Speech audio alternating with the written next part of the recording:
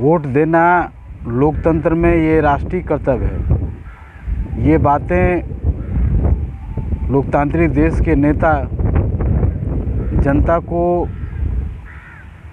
एकदम जन्म घुट्टी की तरह पिला दिए कि आपको वोट देना ही देना। अगर आप वोट नहीं देते हैं तो यह राष्ट्र विरोधी आप काम करते हैं, आप देशद्रोही कहलाएंगे। इसलिए जनता भले ही उम्मीदवारों को देखकर, पार्टी को देख कर के असमंजस की स्थिति में होती है कि यह नेता, यह पार्टी तो जन विरोधी, राष्ट्र विरोधी काम करती है, तो इसको क्यों वोट दें। आज सारी राजनीतिक पार्टियां की तो वही चरित्र है, तो क्यों वोट दें। फिर भी वोट देती है। वो सोचती है कि वोट न देना ये राष्ट्र विरोधी काम है। इसलिए नेता भी समझ गए हैं कि किसी न किसी को वोट देंगे। हालांकि 1950 के बाद से 20-30 साल बाद वोट देने की परसेंटेज में कमी आई, और लास्ट में जब देखा कि ज़्यादा कमी होने लगी तो हमारे देश के नेताओं ने एक नियम बना दिया कि अगर किसी व्यक्ति को उम्मीदवार, जितने भी उम्मीदवार खड़े हो रहे हैं, अगर कोई पसंद नहीं है तो वह नोटा को वोट दे, लेकिन वोट दे, माने बूथ पर जरूर जाए। और नोटा पर वोट देने वाले व्यक्ति अगर बूथ पर जाता है तो रास्ते में जैसे उसकी मनस्थिति जरूर बदल जाएगी। कुछ न कुछ लोगों को बदलता ही है, तो नोटा का ना वोट दे, किसी न किसी को वोट दे।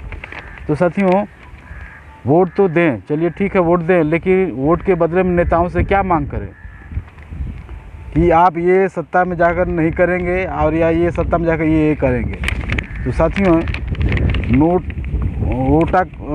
वोट के बदले में आप नेताओं से क्या मांग करें कि बेरोजगारी बढ़ाने वाली जो नीतियां हैं उसे आप नहीं लागू करेंगे। जैसे कम भर्ती, छटनी, ठेकेदारी प्रथा, अस्थाई की जगह पर अस्थाई नौकरी का विरोध करेंगे आप सत्ता में जाकर।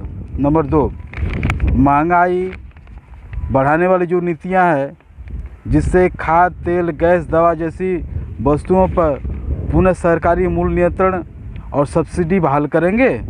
वस्तुओं के दाम पर प्रचार उद्योग, फैशन उद्योग, सौंदर्य प्रतियोगिता के भार को रोकेंगे।